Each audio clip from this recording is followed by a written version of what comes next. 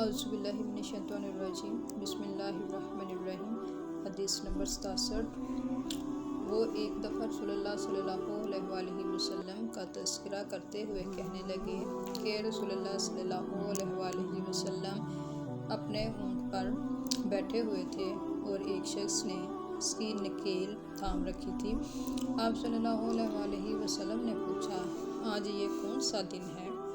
ہم خاموش رہے حتیٰ کہ ہم سمجھے کہ آج کے دن کا آپ کوئی دوسرا نام اس کے نام کے علاوہ تجویز فرمائیں گے۔ پھر آپ صلی اللہ علیہ وآلہ وسلم نے فرمایا، کیا آج قربانی کا دن نہیں ہے؟ ہم نے عرض کیا، بے شک۔ اس کے بعد آپ صلی اللہ علیہ وآلہ وسلم نے فرمایا، یہ کون سا مہینہ ہے؟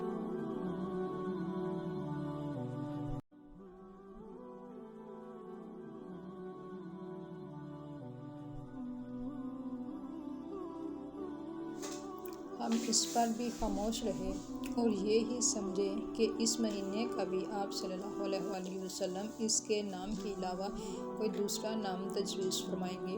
پھر آپ صلی اللہ علیہ وآلہ وسلم نے فرمایا، کیا یہ ذی الحج کا مہینہ نہیں ہے؟ ہم نے عرض کیا، بے شک۔ آپ صلی اللہ علیہ وآلہ وسلم نے فرمایا، تو یقیناً تمہاری جانیں اور تمہارے مال اور تمہاری آبرو تمہارے درمیان اسی طرح حرام ہیں جس طرح آج کے دن کی حرمت تمہارے اس مہینے اور اس شہر میں ہے۔ بس جو شخص حاضر ہے اسے چاہیے کہ غائب کو یہ بات پہنچا دے، کیونکہ ایسا ممکن ہے کہ جو شخص یہاں موجود ہے وہ ایسے شخص کو یہ بتائے جو اس سے زیادہ حدیث کا یاد رکھنے والا ہو۔ حدیث نمبر 68۔ رسول اللہ صلی اللہ علیہ وآلہ وسلم نے ہمیں نصیحت فرمانے کے لیے کچھ دن مقرر کر دیے تھے، اس ڈر سے کہ کہیں ہم کبیدہ خاطر نہ ہو جائیں۔ حدیث نمبر 69۔ آپ صلی اللہ علیہ وآلہ وسلم نے فرمایا، آسانی کرو اور سختی نہ کرو، اور خوشی کرو اور نفرت نہ دلاؤ۔ حدیث نمبر 70۔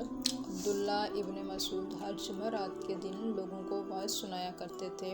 ایک آدمی نے ان سے کہا، اے ابو عبد الرحمن، میں چاہتا ہوں کہ تم ہمیں ہر روز واعظ سنایا کرو۔ انہوں نے فرمایا، تو سن لو کہ مجھے اس امر سے کوئی چیز مانع ہے تو یہ ہے کہ میں یہ بات پسند نہیں کرتا کہ کہیں تم تنگ نہ ہو جاؤ، اور میں واعظ میں تمہاری فرصت کا وقت تلاش کیا کرتا ہوں، جیسا کہ رسول اللہ صلی اللہ علیہ وآلہ وسلم اس خیال سے کہ ہم کبیدہ خاطر نہ ہو جائیں واعظ کے لیے ہمارے اوقات فرصت کا خیال رکھتے تھے۔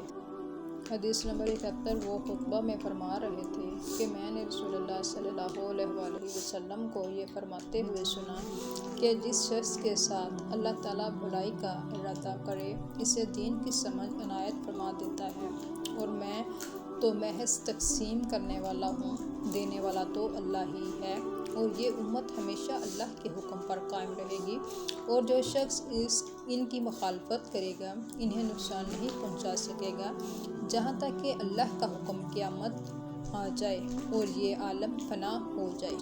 حدیث نمبر 72۔ میں عبداللہ بن عمر رضی اللہ تعالیٰ عنہ کے ساتھ مدینے تک رہا۔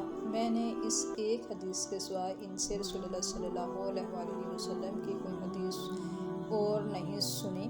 وہ کہتے تھے کہ ہم رسول اللہ صلی اللہ علیہ وآلہ وسلم کی خدمت میں حاضر تھے کہ آپ صلی اللہ علیہ وآلہ وسلم کے پاس کھجور کا ایک کھابہ لایا گیا۔